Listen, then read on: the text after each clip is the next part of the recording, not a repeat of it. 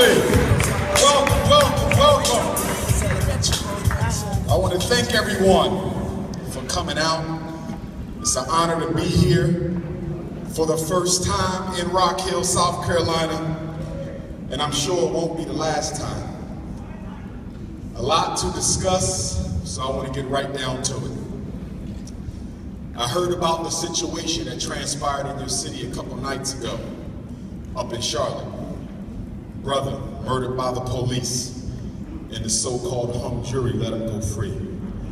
In case you're wondering why this is happening, why we keep getting a major police murder of an unarmed black man once every 6 weeks or so, not to mention all the ones we don't hear about, and including black women like our sister Sandra Bland. The reason we're getting these things is because white folk have looked around and they said, if we go back to being the way we used to be, if we stop ducking and hiding and pretending that America is multicultural, if we change back in the covert racism for the overt racism, what, if anything, are black people going to do about it? The reason the overt racism is back, the reason the aggressive Jim Crow is in your face, simply answered, is white folk no longer have a reason to hide from you.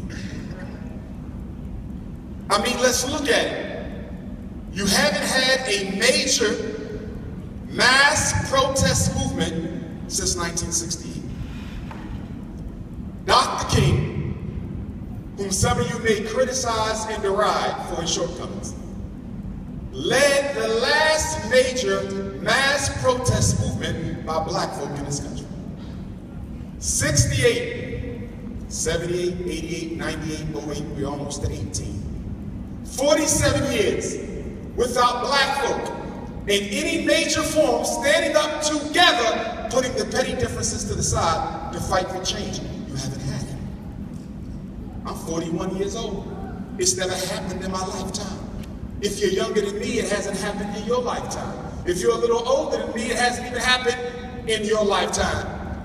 Black people have grown politically lazy. And because we have grown politically lazy, white folk have rebirthed racism. In psychology, we study behavior. In psychology, we study why people do what they do and what motivates them to keep on doing it. And one of the first laws of psychology is that all behavior is a function of the consequences that follow. All behavior is a function of what you do about it after they're done doing it. So what do we do after Trayvon? What do we do after Sean Bell? What do we do after Michael Brown? What do we do after Eric Garner? We protest for a day or two, maybe 7. We go on an uprise for about a month, like in Ferguson. And that's it. You have a very bad reputation in this country of talking big and bad and doing nothing about it. That's your reputation. If you don't like it, you need to change it. If I am the face of white supremacy, I know I can do anything to black folk I want as long as I'm willing to have them criticize me for 72 hours. And then after that, life goes on as normal. And you know why we do that? Why are we such a reactionarily based people? Chinese are not reactionary, they're pro-action. They put stuff in place before things happen. Arabs, East Indians, Europeans, Anglo-Saxons, they put things in place before stuff happens. We're the only non-white group in this country that don't do nothing for ourselves until something is done against us. You do nothing unless something is done to you. Why? Why are we so reactionary and not pro-action? Because the amount of love and commitment necessary to be a pro-actionary people, you ain't got that. You only react when you're made to feel uncomfortable, when you're scared of something, when you feel threatened, and then you do. Why not put stuff in place before stuff like this happens? Because you don't love yourself enough to do that. You ain't got that kind of love. That's why church is so popular. Because you'd rather call yourself a Christian than an African. That's why the mosque is so popular. Because you'd rather call yourself a Muslim than an African. That's why the fraternities are so popular. You'd rather be a Q or a Kappa than being an African. That's why the sororities are so popular. You'd rather be a doctor or an AKA. Call me anything you want, but don't call me black. But people you know don't have any respect for themselves and get respect from other people. Marcus Garvey said that a race without authority, a race that controls nothing, a race that produces nothing, is a race without respect. What do you produce? What do you distribute? What do you control? Rock Hill, Charlotte, Brooklyn, Philly, Houston, Los Angeles, Baltimore, DC, Tulsa, Denver. What do we produce? What do we distribute? What do we control? We are a race of consumers. You are at the bottom of the food chain. A consumer is equivalent to the most defenseless animal in the wild kingdom. You exist until people decide they no longer want you to exist. Most of you are being suffocated with this All Lives Matter movement. The brother talked about a white woman with a bag of Black Lives Matter wristbands. You know why she can do that? Because black folk have made everybody else feel like they could be a part of your struggle. It ain't the white girl's fault, it's your fault. Why do white folk feel they can walk into a black church and participate in Bible study and then open fire and reload 5 times in Charleston? Dylan Roof was comfortable because you said, my God, don't see no color. And it's a shame because he took all the lives out. 5 mothers he murdered in there. And did you notice how he was treated by the police? Not only was he allowed to get the hell out of Dodge, they could have locked that boy down before he even left Charleston. They let him get to safe territory. And then when they picked him up, they put a police vest on him to make sure no black folk would take a shot at Dylan. Because when you understand white supremacy, you recognize that Dylan Roof was a national hero.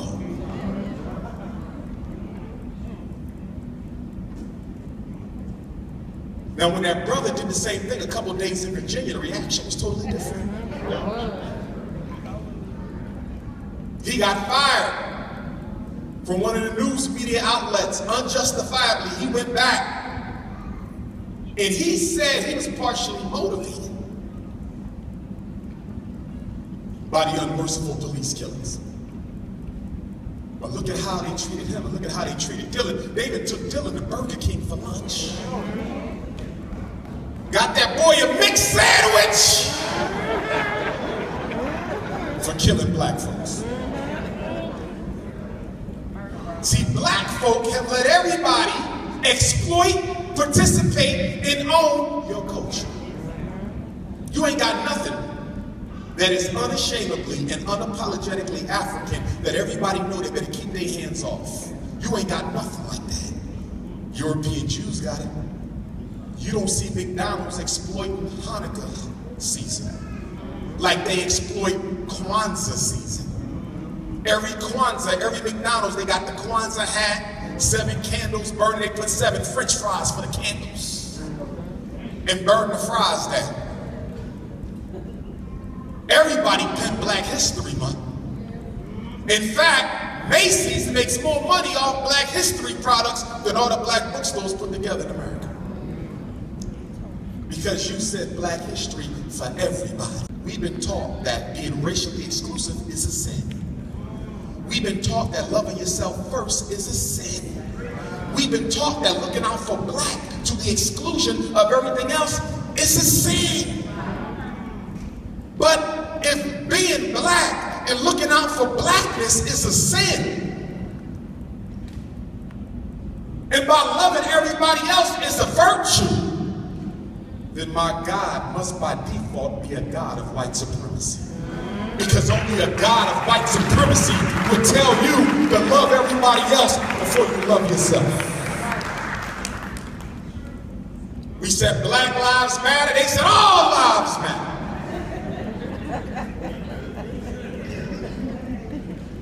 We said black people under attack, they said gays and lesbians are under attack. We said black babies are dying by the thousands, black women with the highest infant mortality rate in the developed world. They said, well, we got dogs and cats that's dying. You notice whenever a black issue is brought up, they redirect the focus to somebody else's issue. You know why? Because post-civil rights, see, during the civil rights movement, your issue was the priority. Because you made it the priority. You wouldn't ride the buses, you boycotted the supermarkets, you challenged the police commissioners, you laid down in the streets, you took on the water hoses. They could not ignore you because you made yourself relevant. After civil rights, they said no more. The black issue must never be the priority again. Whenever black folks come up with something, we must replace it. That's exactly why in 1974, they legalized homosexuality.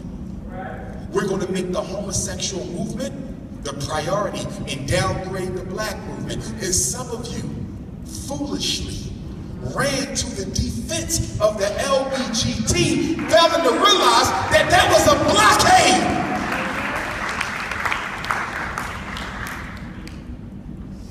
Black people not fighting for the right to have sex.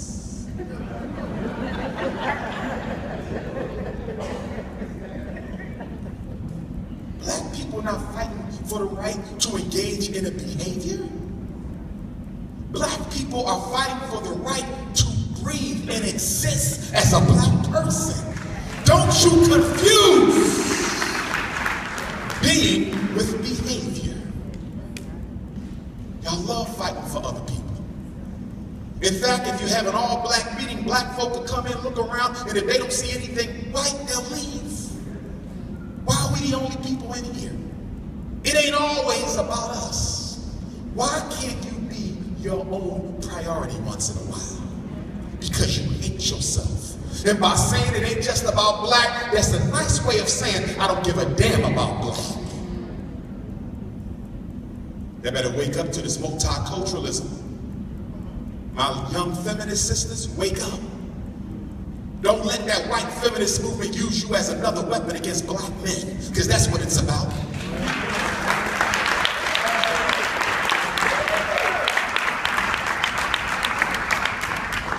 Talking about we got to fight and destroy the black male patriarchy. What the hell does black male control? Yes, Dr. Umar is a leader of the Pan-African patriarchy. We gotta crush that in the name of equality for the sisters. I believe in equality for the sisters, but don't make me your enemy. I understood the white woman when she fought the white male. She had good reasons. The white feminist movement was based on understandable reasons. The white man didn't let the white woman work. The white man didn't let the white woman wear pants. The white man didn't let the white woman go to college. The white man didn't let the white woman vote. The white man didn't let the white woman go to church if she was on her cycle. The white man dominated her life because he dominated the society. But black woman, let me ask you a question. What black man ever told your ass you can't get a job? If y'all don't stop this feminist garbage, y'all done lost your mind. Black woman, let me ask you a question. What black man was ever able to tell you what you can wear outside your house? Get the hell out of here. We ain't never controlled no black woman. We don't control you now. Talking about you gotta crush the patriarchy and half the black men can't even find a damn job. What patriarchy we got? Stop trying to approximate your struggle with the white woman's struggle. We fight side by side, the man and the woman together. We don't do all that.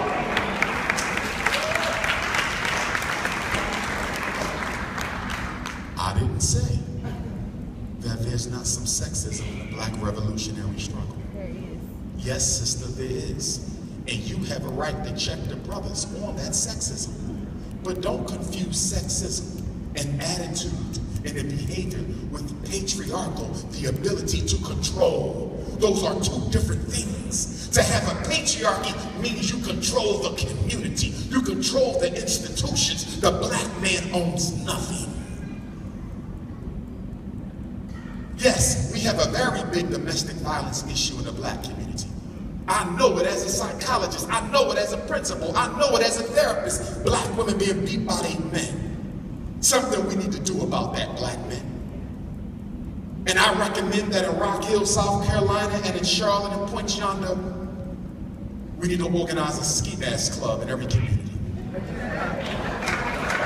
So we can purge those ungrateful Negroes out of our neighborhoods. Let me tell you how the ski mask club operates. Every Sunday after church, they get together, they dress in all black and put the ski mask on. And they get a list of names, brothers and sisters. Since y'all want to be equal, brothers and sisters who've been doing wrong in the hood, and the ski mask club will go pick their ass up on the corner. And by the time they get done with them, they will never be out of line again. That's how the Italian mafia deal with their ingrates. That's how the Arabs deal with their ingrates. Betray the Arab people. You're not putting you through no Arab consciousness class to raise your knowledge yourself and go off with your damn head. White man put you in jail for the rest of your life. Chinese will burn your ass alive. You got to have accountability systems. We need the same thing. You may laugh about the ski mask club, but I guarantee you, if you had a ski mask club in Rock Hill, the pastors who ain't doing right, they'll start to do right. The politicians who ain't fighting, they'll start to fight. The brothers who put their hands on black women, you won't know it again. What can be scarier than knowing I'm liable to be picked up at any second by a group of brothers with masks on? You need accountability. So sister, speak out against that. Speak out against the fact that you're not giving leadership opportunities in many of the black grassroots organizations. Speak out against the fact that they only want you to be secretaries and cooks and chefs and cookie bakers, and you know what cookies are, hallelujah. Speak out against that black woman. But don't go to the white woman and tell her to come and help you destroy a black man who already on bended knee.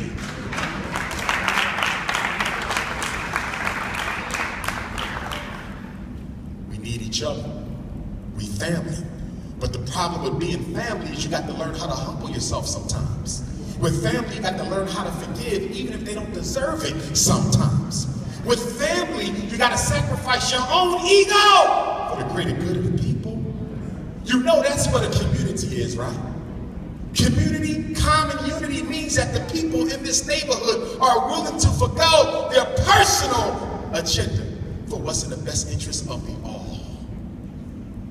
In African culture, the lowest level of identity is the family. In most cultures, there's no word for the individual in the Eurocentric sense. You exist because you're part of a family. That's where the last name came from. The last name is an African concept. The purpose of the last name was to recognize all those with the same last name as being part of the same human body. But look at us now. Selfish as hell. Black people can't stand black people. Black women competing with black women like it's going out of style. My God, I think the sisterhood worse than the brotherhood. Right. Black men in jail, black men dying through fratricide, black men with alternative lifestyles got the sisters with so few to choose between. And so because of that, the sisters who do have a king are hyper-vigilant for other women who might want to snatch you. So you come to a Dr. Umar lecture, the first thing a woman does with a king is she scans the audience for potential competition. Y'all know what I'm talking about because I see y'all doing it right here tonight. She walked right in the room and she put on her spidey senses. Make sure his body type not in here.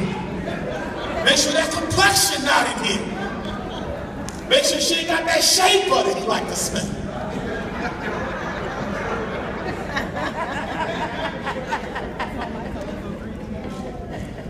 We got to do something about that situation because it's destroying sisterhood.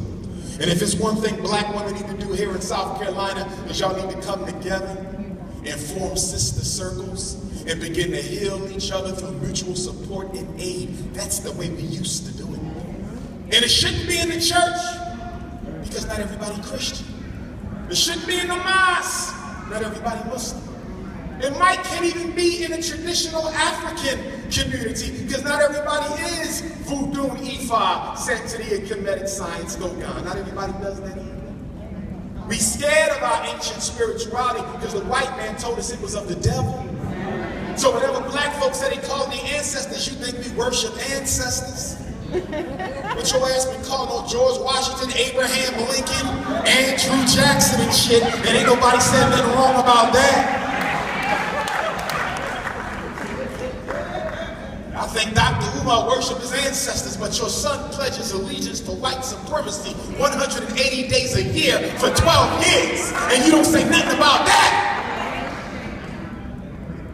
But he can't learn no ancestral veneration. Let me tell you about ancestral veneration. Ancestral veneration is based on the African principle that between you and Almighty God is a DNA double helix chain of ancestors.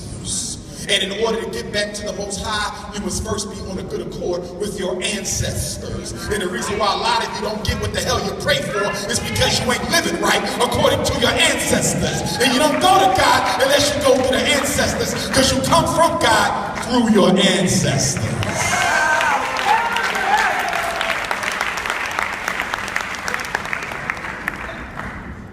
And the beauty of African spirituality, you can still be a Christian and deal with your ancestors. In Africa, in South Africa, it's Christians there. Ghana, Nigeria, it's Christians there. But they still do their ancestral work. No religion won't take them away from culture. In Senegal, there's Muslims there. Nigeria, there's Muslims there, but they still do their ancestral work because nothing's going to take them away from culture. And your problem is you will give up 2 million years of African culture for 2,000 years of Jesus. You'll give away 2 million years of African culture for 1,500 years of Muhammad.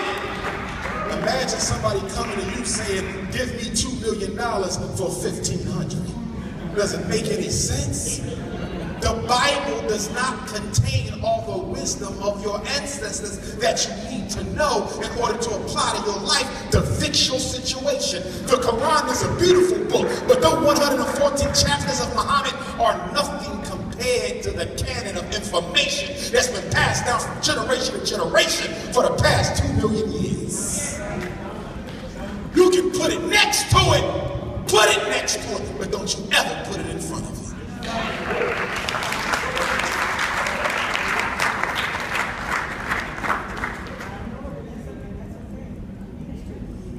Miseducation, special ed, ADHD wars against black boys. At the outset, I must tell you that when I speak for the boys, I speak for the girls. Everything they do to our boys, they do to our girls. I'm not leaving the girls out. The reason I focus on the boys is because the war against black boys is 50 times worse than the war against black girls. Special ed, 85% male. ADHD, 85% male.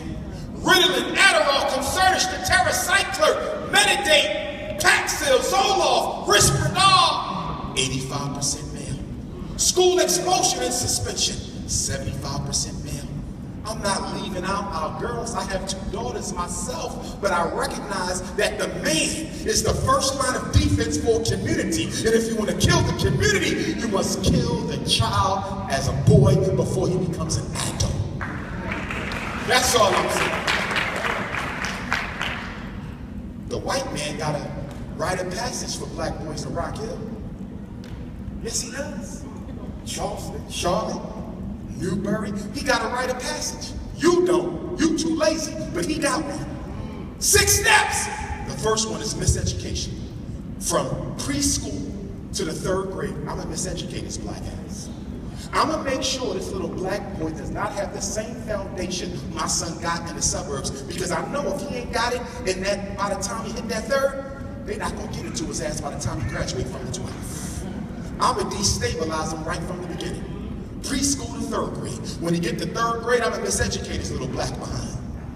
I'm gonna teach him black folks was nothing and white folks were everything. And I don't have to do this by saying black folks are nothing and white folks are everything. All I got to do is show him that white folks were everything and show him nothing about black folk, and it's the same message. And then from 5th grade to 7th grade, I'm gonna special educate his little black behind. I'm gonna call his parent in here, because I know she's going to sign off the paperwork, because black folks think white folks know everything. I said black folks think white folks know everything. So I'm going to call Miss Shaquita, can you come in and talk to me about Raheem next day? Raheem is in the 5th grade and he's still reading on the 2nd grade level. Miss Shaquita, I would like to have our school psychologist evaluate Raheem and see if he has a reading disability. And you pull out your ink pen and you sign the paperwork. Which is very ironic, because y'all love to tell me what the schools is doing to your children. How about you start telling Dr. Umar what you yourselves are doing to your children? I cannot evaluate a child without your permission. I cannot give an IQ test without your John Hancock. He cannot be seen by the psychiatrist unless you take him. He cannot be given an IEP unless your signature is on that placement paperwork. So if we got 2 million black kids in special ed, we got 2 million black parents who signed their damn life away.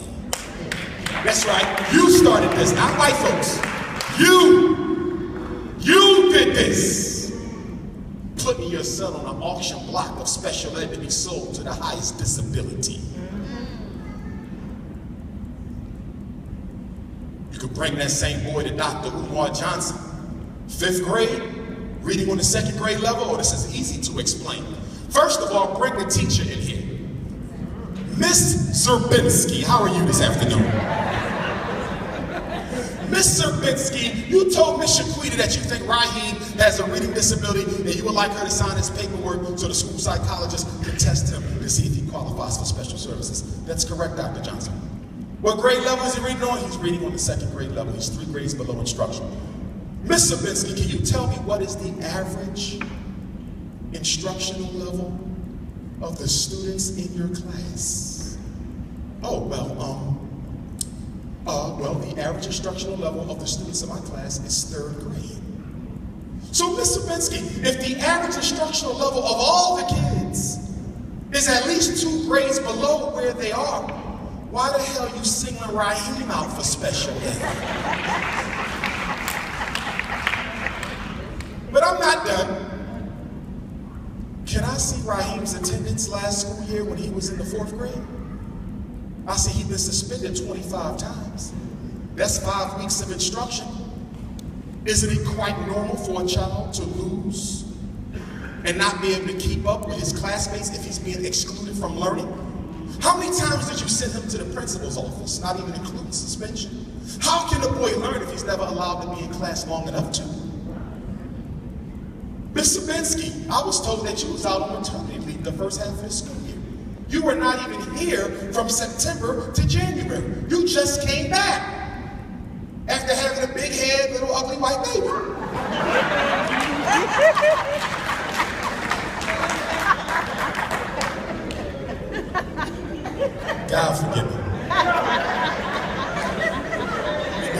of y'all for laughing at the white boy. Stop it! Put some shea butter on his head.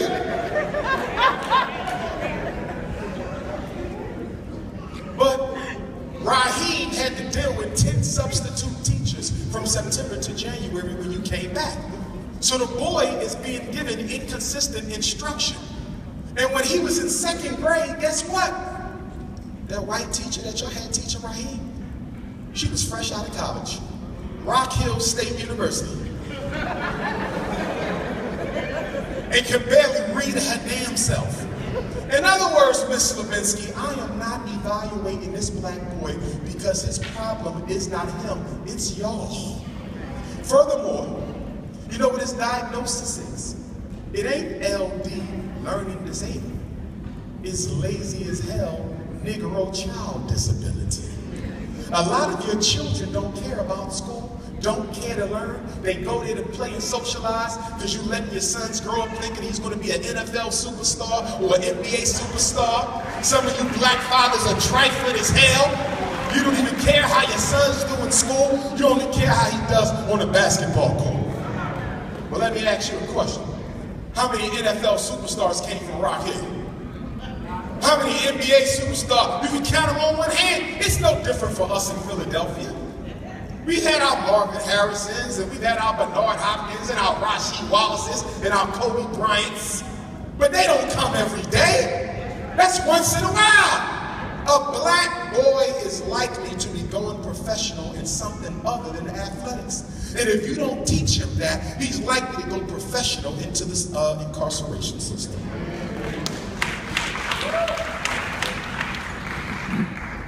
Parents, the learning disability is not a fact, it is an opinion. Parents, ADHD is not a fact, it is an opinion. Parents, conduct disorder is not a fact, it's an opinion. Parents, mild mental retardation is not a fact, it is an opinion. I need y'all to understand when I say this. When I evaluate your child, when he comes into my office and I sit that boy down, I give him an IQ test, achievement test, visual motor test, adaptive behavior test, psychological test, emotional screening. And all these tests I give your son or daughter. When I score them up, they don't give me a diagnosis. They give me a number. I get a score. And then it's me, the psychologist, who must take the profile of scores and determine whether I think. I didn't say I know a damn thing. I said whether I think these numbers are suggestive that your son may have a learning disability. Most of our kids simply ain't been taught in the first damn place. They were never taught how to read. They were never taught how to write. They were never taught how to count. And in many of your households, you don't even reinforce academics. How many of you make your kids sit down at least an hour a night and read with the cell phone and the TV and the radio and the internet off? How many of you check homework on a regular basis? How many of you do drive-bys at your child's school? You know what a drive-by is, right? Not the kind they do in Compton, but a drive-by is when a parent pops up on a child to make sure you're doing what the hell you're supposed to be doing in that classroom. You got to do drive-bys. Even when your child go to college, you should be doing drive-bys. You mean to tell me you sent Shaquita little hot ass to UCLA on $20,000 of your loan money? And you know that little girl thirsty? You better do some damn drive-bys when she come home for some triplets for Thanksgiving. My father used to do drive-bys on me. Millersville University, I'll never forget, he just popped up whenever he felt like it. One time he popped up, my girlfriend was in the room with me, I said, damn, I'm gonna have to hide you in the closet, get in the closet.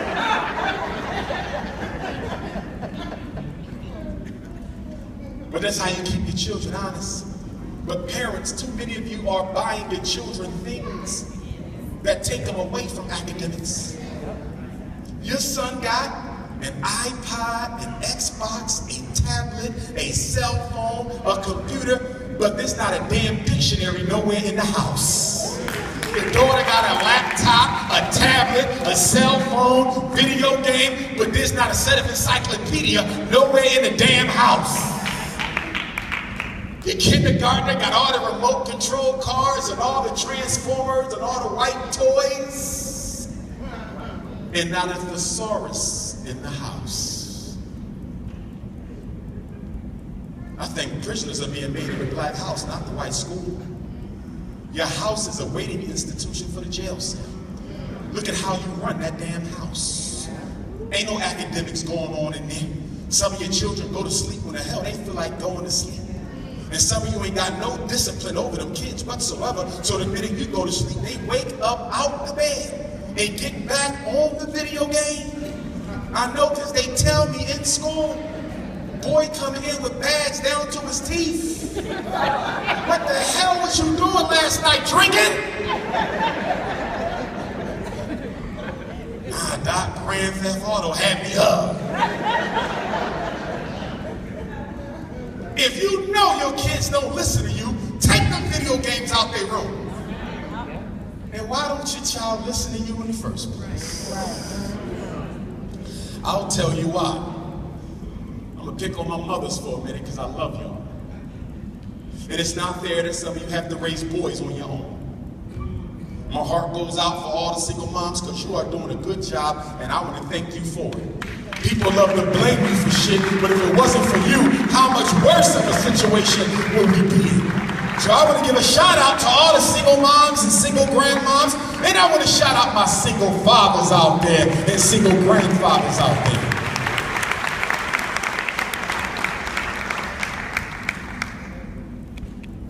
But when you are the single parent of an opposite sex child, when you are the single parent of an opposite sex child, you have to be very, very careful to make sure you don't become an enabler of bad behavior. Fathers got a special relationship with their daughters, but fathers, it shouldn't be so special that you spoil her ass rotten and no man gonna want her when she older. Mothers got a special relationship with their sons, but don't spoil that boy so rotten that he'll be no good to somebody else's daughter when he grows up.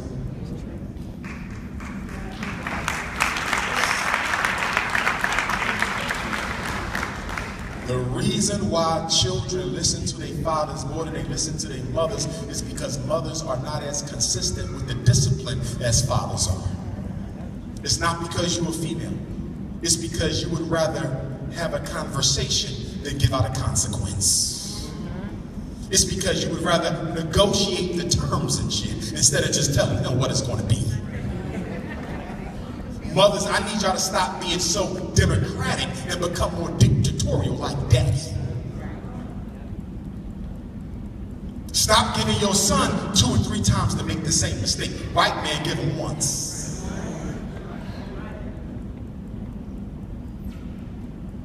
During Reconstruction, black folks used to beat the heck out of their black children. White folks said, is this child abuse? Black folks said, because what I'm doing is nothing compared to what your racist ass is going to do if he does the same thing outside my house. A lot of psychologists are on this new thing, don't spank your child. A child should never be touched. And that's why white kids run the hell over their parents and tell them where the hell to go. We don't play them games in our culture. We believe in respect for elders and adults and definitely parents. White kids tell their mom, get out of my face. I'm done with you. We don't do that in the black community. You get your ass whipped for that type of behavior. And I ain't got a problem with an ass whipping. Ain't nothing better than a good old-fashioned ass whipping to put his life back in perspective.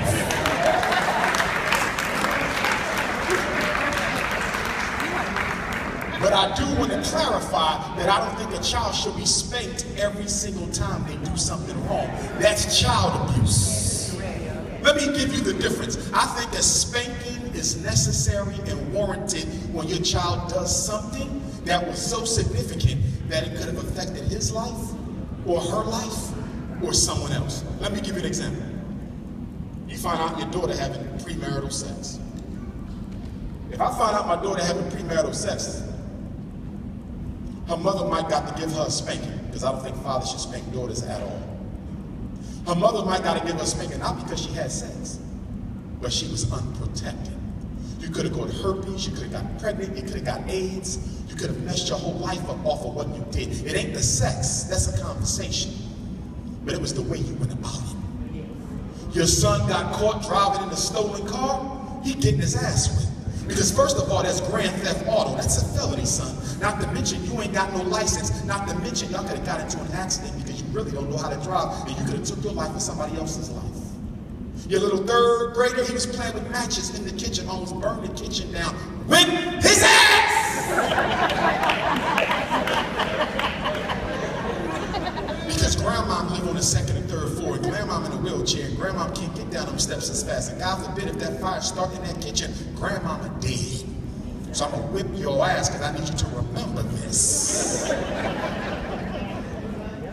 That's why we do spankings. The purpose of discipline and spanking in a black community is to teach your child discipline. And what is Dr. Umar's definition of discipline? The ability to do what you gotta do when it needs to be done, whether you like it or not. You here listening to me today, but you told your daughter to get them dishes done. Is she doing the dishes, or is she watching reruns to Empire's last season? Your son's supposed to be working on some homework that the teacher said he didn't finish last week. Is he doing that? Or is he out on the steps smoking marijuana with people you told him he couldn't hang with no more? See, the problem with teaching discipline to black children is you can't teach what you don't have. Your children are nothing but mirrors of you. Listen, as a school principal, I can look at a child and I know what parents they came from. If the daughter come in there with a super mini skirt in the 5th grade, lipstick on, high heels in the 5th, I know what mama looking like. She coming in there like Nene from Housewives. If the boy coming in there like he a thug, swagged out, want to fight, want to beat people up, I know Pops is gangster. Because the children are nothing but us. And you got a nerve to be asking me what's wrong with my kids. Your ass is what's wrong with your children. They came from you. Stop blaming it on Jay-Z. Stop blaming it on 50 Cent. They came from you. If you telling me Lil Wayne got your son messed up, I want to know why in the hell you even give him access to Lil Wayne. If Empire and Scandal got your kids messed up, why they even got access to them? Ain't no law that make your kids watch TV. Ain't no law that make them listen to the radio. Ain't no law that make them get on that internet and surf some of them sites they ain't got no business looking at. Put controls on your TV. Put controls on your internet. I can't tell you how many black mothers that contacted me the past 3 months complaining about their son not only looking at pornography on the internet, but gay pornography in the 3rd and 4th grade. Gay pornography is the new thing in elementary school. And you better be up on your children. They got a tablet, you better go to that history box and see what the hell they've been scrolling on that history. You better get one of them programs where they allow you to see everything your child is looking at when they're looking at it. You gotta talk to your kids now, because our children today are the first generation of black kids who have to decide whether they want to be male or female. You and I didn't have that decision. When I was growing up in North Philly, I was a boy, I was a man, that was it. There was no conversation. When you was growing up in Rock Hill, you was a female, you was a lady, you was a girl, a queen in the making. There was no conversations about, do you want to opt out of this?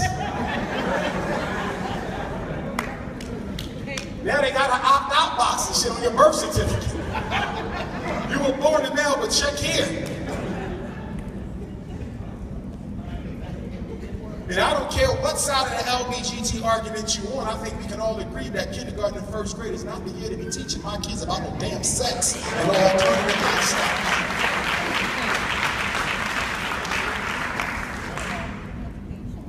Empire. Damn. Lucius the Lion. Queen Cookie. Hakeem, Jamal, and Andre. Hakeem, hyper-masculine. Jamal, hyper-feminine. Andre, bourgeoisie. Lucius, egotistical. Power hungry male. Cookie, no different than Lucius. You have 4 men who star in this miniseries. Lucius, Hakeem, Andre, and Jamal. 4 men, same series. Can you please tell me why none of the 4 leading men in this #1 show in America right now, 4 black men, and not one of them has a positive relationship with a black woman at all in the whole damn show? Have you noticed that? Andre, he in love with white women. Jamal, he in love with white men. And Hakeem, women are only as good to him as he can use them. And Lucius don't care about no woman. You think this is an accident? This is by design. They're showing your sons right now. I don't care if you're a millionaire. I don't care if you're gay. I don't care if you got a Harvard education. I don't care if you want to be a rapper.